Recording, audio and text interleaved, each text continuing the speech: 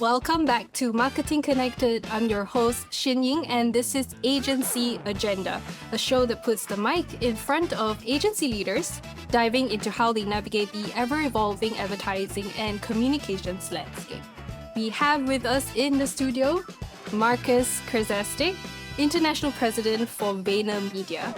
He spent a large part of his career dedicated to the agency, beginning as project manager, then moving up the ranks to lead core products and join the CEO's office. He also spent 6 years as Chief of Staff at VaynerX and a year as Sasha Group's president. Without further ado, thank you so much, Marcus, for joining us here in Singapore. Thank you for having me. Yeah, I'm Lovely excited. having you. And I heard that you have an affinity for chicken rice. I do. I look for any excuse I can to come back to Singapore for it. I can eat like 3 meals a day. 3 meals? Okay, even I Yeah. can't do that, Yeah. but yes, hats off to you. Right, so Marcus, before we dive into the region, Yeah. let's start with a bit of your own personal career and journey. You work closely with Gary Vaynerchuk as Chief of Staff and were involved in building core products and working within the CEO's office. Yeah. What actually drew you to step into the role of international president?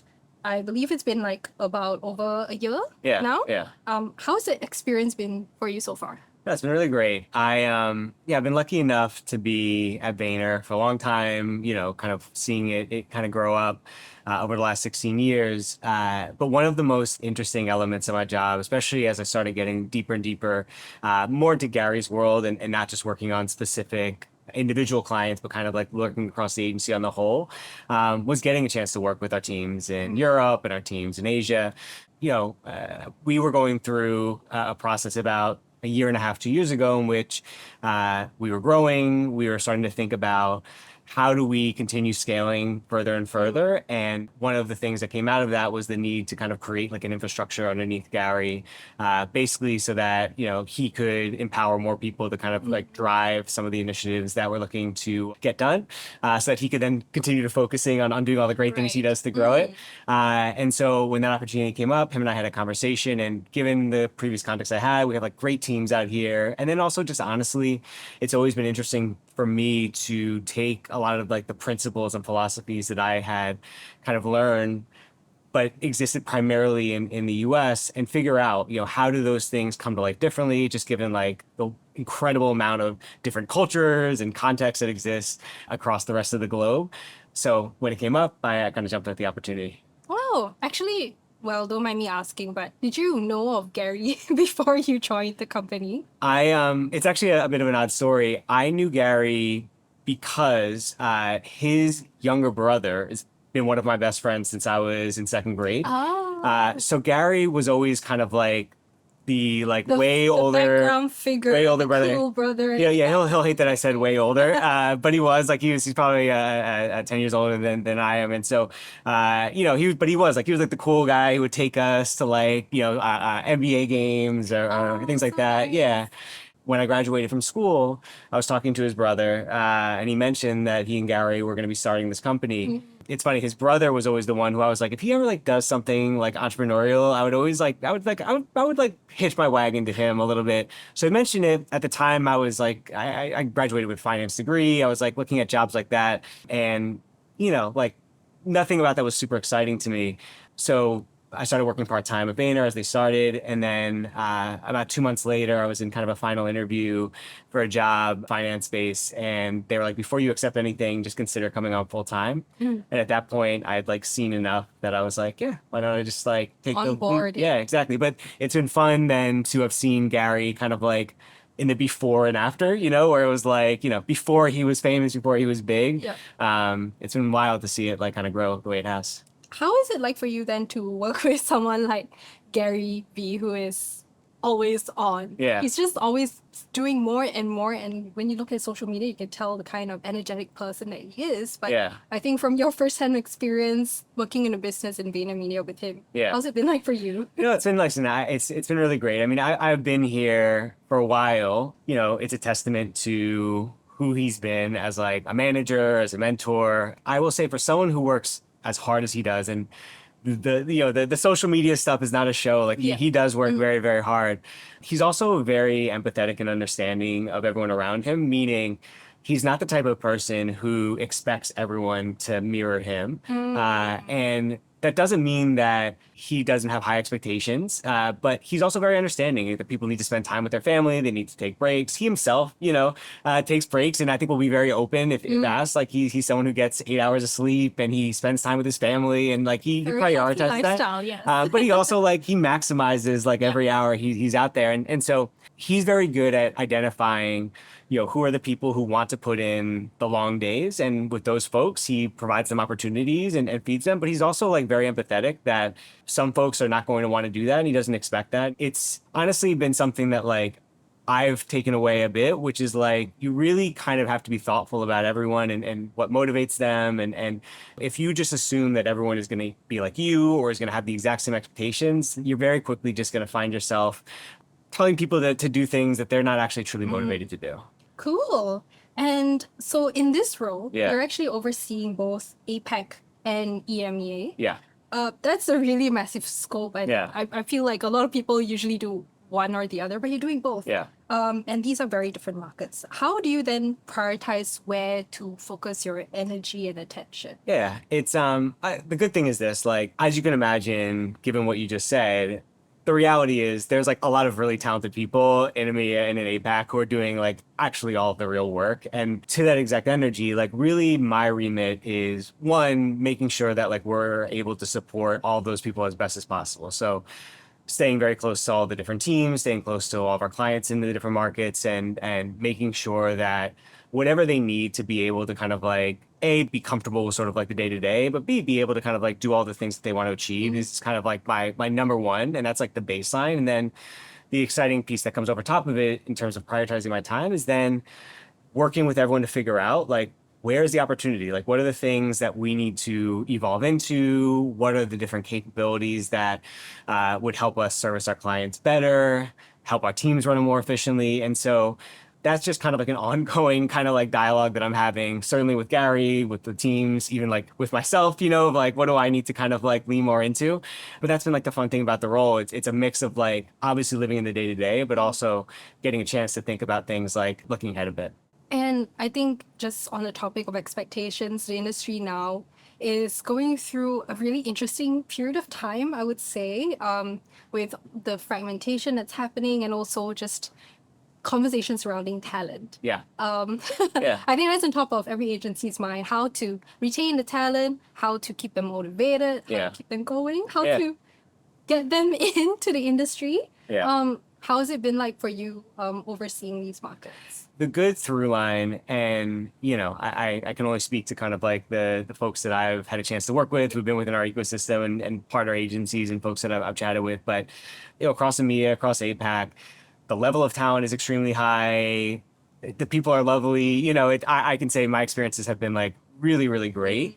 There are definitely real cultural nuances that I don't want to pretend that I yet am a full expert on every single element of, country to country, market to market. But even within that, I think there's always a balancing act of recognizing where there are broad strokes, cultural norms that you can refer to, but also recognizing that people are not generalized and that even within that, you might find folks that break those norms. You might find folks that are somewhere along that spectrum. And so the kind of role that I try to play, that the rest of our teams try to play is basically figuring out, even within that, how do you best set people up to kind of do what they want to do? I would say what's been really fun to kind of play out over the last really 3, 4, 5 years is that from a energizing the talent perspective, there's never been more opportunity for folks to act more entrepreneurially within the agency ecosystem. Even when I first came in, there was a lot of hyper specialization. You existed in a world in which media and creative were completely separate. Yeah, very and even within that, you had, there's the copy department and there's the art department. And for a lot of reasons, those worlds have really, really merged together. Right. And so now, if you are someone who is great with clients, but also has some interesting creative thoughts, your ability to like work within a small group of people and put together solutions for clients has just like rapidly accelerated. But beyond that, like your ability, even as an individual, to like check the different boxes to like bring creativity and ideas to life, it's just never been more accessible. So it's a really exciting time, I think. Okay, I don't know if this is a devil's advocate kind of Yeah. just gonna throw it in there. Yeah, for sure. But then what about the sort of argument where these double role talents exist? Yeah. For one, because of cost-cutting measures, Yeah. or like the demands of the industry and just brands in general, Yeah. wanting a lot because, technological advancements are like, okay, you Right. can do this faster. Yeah. You can be a little bit quicker and more efficient, Yeah. so why not do more? Yeah, it's by the way, like that's true. Like I think there is always going to be an energy of any business trying to figure out how they can do things better and how they can do things cheaper, right? And I think the worst version of that is you do things worse when you try to do things cheaper, and like that is like the bad path that goes down. The reality that we're seeing is that there are a lot of places where brands right now are only doing, call it like 30 to 50% of the marketing activities that they should be doing because they can't afford to do all of them. And so the effectiveness gains that you get from folks being able to do more, in turn, in an ideal state, especially when you can make your activities more measurable, allows folks to invest more in marketing because they can actually see the feedback on what they're doing. Again, I don't mean to say that like everyone is operating in that like perfect place, but on the whole, you can't fight against the broader ecosystem. And if what you're finding is that like you can get to work more efficiently and effectively in a certain cluster, you have to move to that, but you also have to show the value. And that's sort of how you're able to make it so that that doesn't become like a cost cutting thing, that becomes like a cost additive thing. Okay, and also I think across the regions, we've been noticing that there's been a lot of significant network consolidations and restructuring. But in that context, what is VaynerMedia focused on right now as a business? Yeah. It's easy for me to like sit here and answer it, but also like I try to be very empathetic because we're a privately held, founder led company, right? And so like we don't have the same quarter to quarter, year to year pressures that a lot of these like public traded holdcos have. And, from the beginning started in a place where we were revenue positive and it kind of have built from there. The realities that have prompted that in the broader industry are things that we think about very often. And, it's funny on the right over here, I was talking to one of my colleagues, and the motto that's kind of like always driven Gary is this concept of like, you have to put yourself out of business.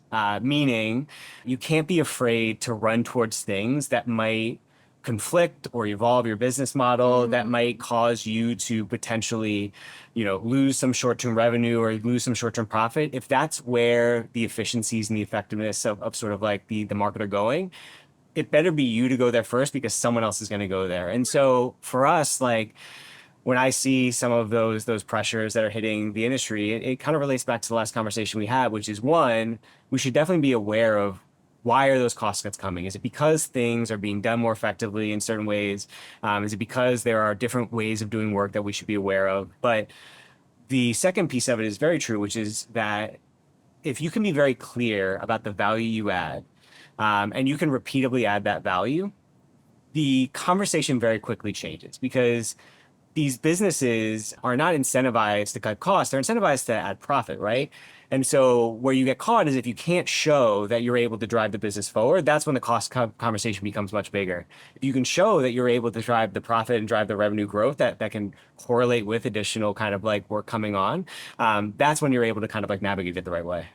So your point about also being independent and founder-led, do you maybe see that as a sort of, do you see it as an advantage? It is like, and again, like it is an advantage, like, and it's why I'm like empathetic to folks that have to work in other structures there because they don't have that. But like, we have the ability to say, we know where something is going. We might take less revenue in the short term. We might, kind of like diminish our profit for a half or for a year. If we know it's the right bet to move towards and we know it's something that will move our client's business forward, it's something that's gonna be helpful for us, like there's one person at the end of the day who signs all the paychecks and kind of like makes the decisions. I don't want to pretend that we move with like the same degree of like agility as we did when we were 20 people, now that we're 2,000 plus. But like we are still to a certain extent quite nimble in that. Listen, I would like to think that, we are certainly like the fastest, like 2,000 person, agency, and we aspire to be that. And so it provides a degree of, I think, freedom and the ability to like, just place bets on where you think the world is going. That has really helped us. Right. As you think about expanding, growing the group and its capabilities, would you say are mergers and acquisitions something that's on the cards for VaynerMedia at all? Yeah, I mean, it's always something that we consider. We have an incredible India team, and that was a team that we acquired a few years ago, who's now become like a really big piece of what we do. We try to blend it, right? Like we have a very specific way of working, which has helped us quite a bit in terms of being able to deliver differentiated services. It sometimes makes it not particularly easy sometimes to take other structures and kind of like bring them into our team as like maybe efficiently as some other organizations are able to do it. So because of that, we have to be very thoughtful about culture fit, vision, just like ways of working. On the other side of it, I think we've been pretty aggressive about adding capabilities based on where we see the world of communications going. The kind of buildup of services that we've had has really been sort of just like an ongoing stacking of whatever Gary and kind of our leadership team sees on the whole as being the important pillars of what being a great marketer kind of entails. As we are able to find the right talent, whether it's a single person or an agency to bring on board, we then basically create that infrastructure. And we'll sometimes start it outside of kind of like the VaynerMedia walls and bring it in. Sometimes we immediately make it part of the core product, but that is like an ever going evolution for us. It basically comes because our core principle as a company has always been to build like a really good agency business, but also we've been sort of like the marketing arm for everything that Gary does, like in his like wider world. So like all the different companies he works with, the different ventures he starts. And so we've always had this like dual incentive of like do the stuff that like helps the agency business, but also do the things that like will actually help us like drive results when we do it on our own things. And so that has basically been a bit of like the filter system of the capabilities that we build internally. And also, you were kind of talking about where the world of communications is going. Yeah. So where is it going? Where do you Yeah. see it going, and where are you currently seeing like strongest momentum or growth for VaynerMedia? Yeah, I would say at least now and into kind of like the short to midterm, the biggest thing that most brands are kind of like working through is the massive communication shift that is coming from the necessity for brands to communicate to consumers with the scale of messaging and the diversity of messaging that's needed. Even if you look at a country like Singapore, right, which you could look at and be like, oh, it's just like kind of like a small country, obviously like with major influence, but like, relatively small. There are an incredible diversity of people, of opinions, of cultural nuances, right? And when you think about how consumer expectations have shifted in the last 10 years based on like what's popular in music, what's popular in entertainment, like the days of the monoculture are mostly gone. And so like consumer expectation has become, I'm going to gravitate towards things that speak to me with relevance, that speak to me in a way that I'm interested in. And so with brands, what we've had to kind of navigate is that means that you still need to care about your brand. You still like brand is still the single most important thing for businesses. It is like the differentiating factor.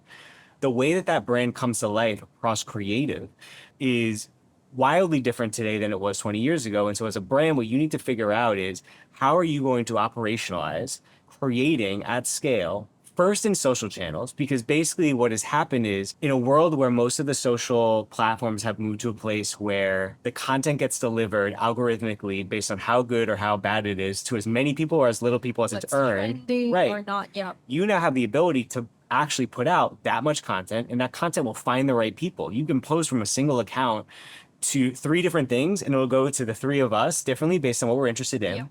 The really exciting thing then is that because that signal is based on real human interaction, we have seen repeatedly that as you take that creative and move it into media spend, you're able to see effectiveness gains, efficiency gains that are relatively massive. That by itself, all of a sudden starts like making the value proposition of creating more start working out. But then you start seeing those pieces of creative be the briefs to your TVC, your out of home. So all of a sudden, there's this virtuous cycle of being able to make more.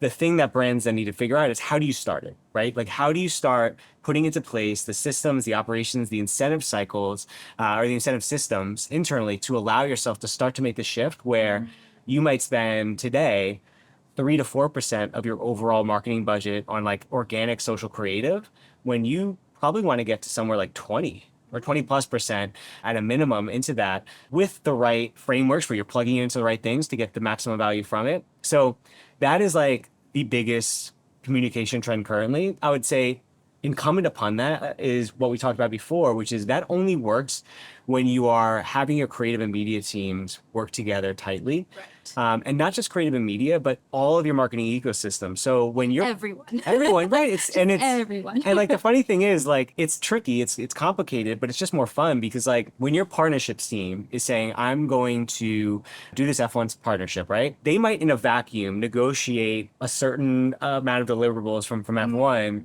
when they know that they have a team that is basically going to go and show up on race day and capture 400 pieces of creative. And then they know that that team is going to know how to partner with their media team and be able to kind of maximize the exposure of it. All of a sudden, the cost that you just spent on the F1 partnership, the path to being able to get an ROI on that has just like drastically shortened. Right.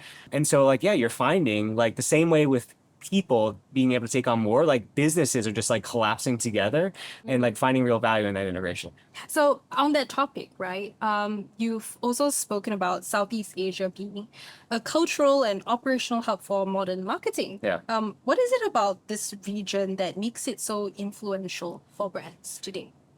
Yeah, I mean, like, I would say that there is a degree of sophistication, both from a business and consumer perspective, that for whatever reason in this market has really accelerated and is pacing the rest of the world. Early days, you saw it like in the world of like QR codes. Like I remember working for a client in Shanghai, 8 or 9 years ago and being in the cab and seeing like all the QR codes. And this was when in the US, QR codes were like a joke. Fast forward, 5 years ago, you can't go anywhere in the US and in Europe without seeing that. Live commerce, social commerce right now is one of the fastest growing areas of our business. This region, like, it's old news, you know what I mean? Like, it's just like, that's just life. And so like the why, I couldn't speak 100% to. Maybe it just has to do with like the fact that like, I would say across this region, there is probably similar, I would say, to Europe, like more of a cultural sharing ecosystem. Like in the US, you kind of just exist within the US, whereas here, there's just like this constant like bouncing between different countries. Like we know about Thailand, we know about Korea, Right. We know about China and Taiwan. We're not really like just Singapore alone. Right, in like a bubble, In a right? bubble, yeah. But one way or the other, there's just been like a really steady stream of innovation. And then you're also starting to see it now just in like culture. Have like K-pop, even Labubu took over the world. Like, They're doing a movie. Are they really? They are. Really? They teamed up with Sony and they're gonna do a football movie. I would not be surprised if the next 10 years it's like multimedia, TV shows, movies. They're gonna have their own TV channel. They gotta take that for all it's worth. Station or something. Right. But like, yeah, I think honestly, like what's sort of happened is whatever walls existed to kind of like separate out like the cultures have really fallen down in a world where you have like the Netflixes of the world and the Instagrams of the world kind of just opening up like the global entertainment ecosystem. Yeah. It's like everyone has just realized like, oh wow, there's like really like intelligent, creative people across the entire globe, and those folks are being seen. And while we're still on Southeast Asia, you did kind of touch on this a bit about, the region being the epicenter of short-form video and social-first culture and also live commerce. Yeah. But from your perspective, what does it really mean for brands to operate in a market like this where short-form content is the operating system? Like that is the standard, the baseline. Yeah, I mean, I will say that like the job to be done, almost like kind of like bringing those two conversations together, like for a local brand, right? A lot of them have already kind of gone there. They are really thinking about their entire marketing funnel from the perspective of short form content, right? And short term video. And so like they don't see the way that many kind of like legacy marketers do this like artificial construct between, you do some of your stuff over here in social, but then you do your real brand work on TV. Like a lot of like the fastest growing companies across the globe, but certainly in Southeast Asia are building from kind of like short form video first. And then with some of our bigger clients, more of like the Fortune 100 set, what they are figuring out is basically how do you balance the like global and local nuance, right? Basically, how do you take advantage of the fact that you have global scale behind you?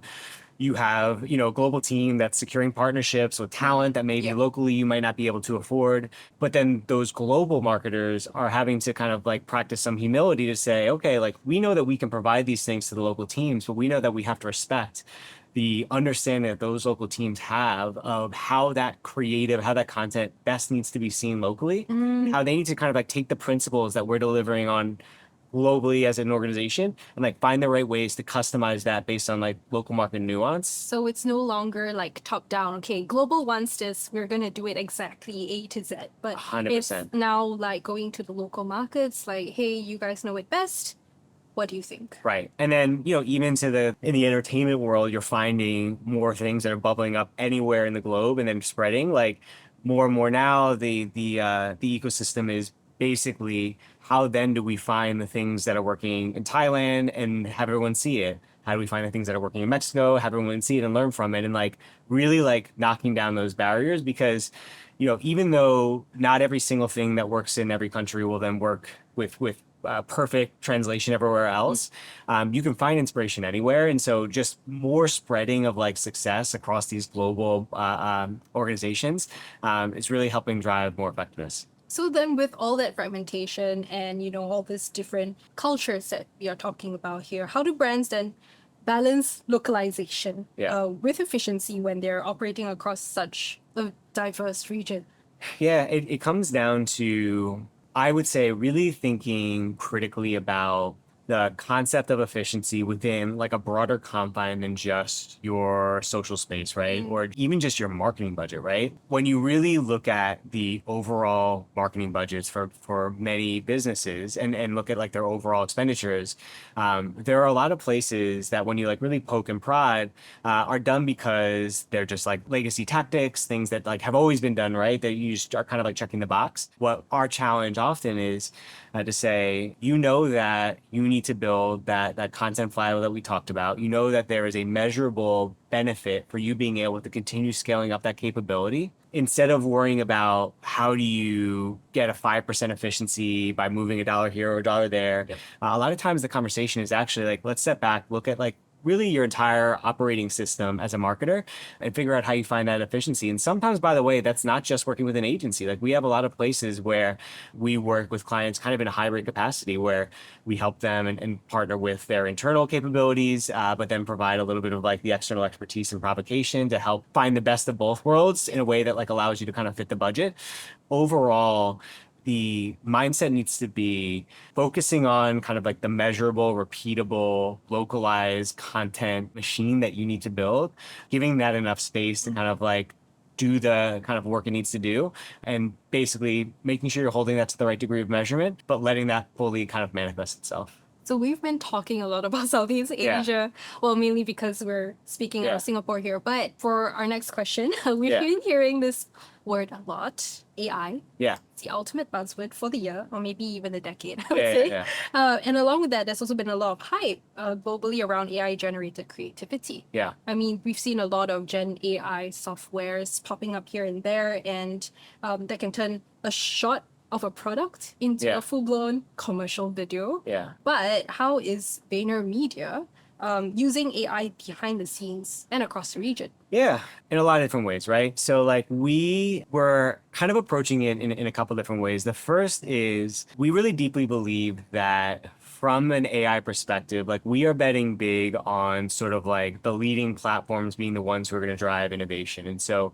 while there are some places in which we kind of like complement sort of like what those platforms are driving, like we are really focusing in on our teams getting great at using the feature set of Gemini, being able to really deeply integrate into the AI tools, a TikTok or an Instagram provide you within their systems, because our general perspective is that those platforms, those technology companies, like they're going to move at pace and they're the best at what they do and they have the most money to spend on it. So as long as you're the best at being able to leverage those tools, you're going to be able to take advantage of sort of like the best that exists. You're seeing it also like allow people who are creative, but maybe didn't always have like the outlet.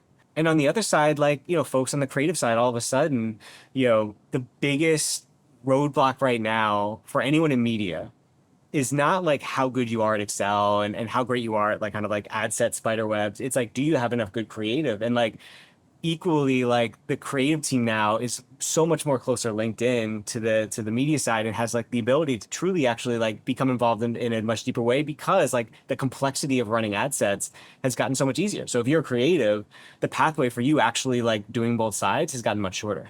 To me, there is no longer, from what you're saying, there's no longer a clear-cut line between media and creative. Everything's kind of merging and converging, like you mentioned earlier. Well, Marcus, what's your broader agency agenda for VaynerMedia internationally? Where do you want to take the agency over the next few years?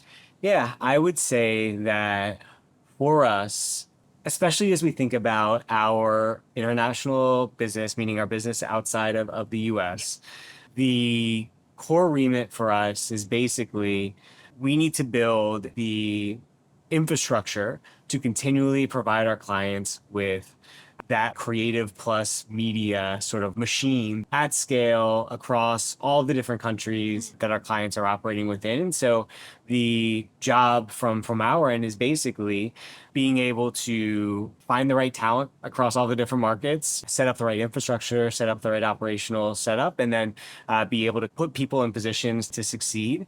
And then to do that in a way that also opens the door for us to continually build in the additional products and services that I mentioned, right? Like once you have sort of that foundation of like the creative and media stuff up and running, all of a sudden there is a multiplying factor when you add in social and live commerce, because that social and live commerce piece outside of just the affiliates and the revenue that they're driving all of a sudden become another content funnel that flows into your organic capability, which then in turn can drive your equity if you have the right affiliate making things for you. And so there's this adventure we're on basically to, as effectively as we can, sort of like set up as many people to be able to operate that flywheel as possible. It seems like it's going to be a very interesting development in how the ecosystem turns out to look. Yeah. It's just constantly developing, constantly innovating. 100%. But I mean, just from what you're saying, it sounds exciting already. Yeah. So on that note, thank you so much, Marcus, for joining us here on Agency Agenda. Thank you. It's great. And to the listeners out there, fear not, although this interview with Marcus Krzastek of VaynerMedia is over, we've got loads of other episodes you can catch on our Marketing Connected podcast channel and YouTube. Be sure to follow us on Marketing Interactive social media pages, Telegram, Instagram, and LinkedIn to get alerts on new podcast episodes. Once again, thank you for tuning in to Marketing Connected, brought to you by Marketing Interactive. Goodbye, everyone.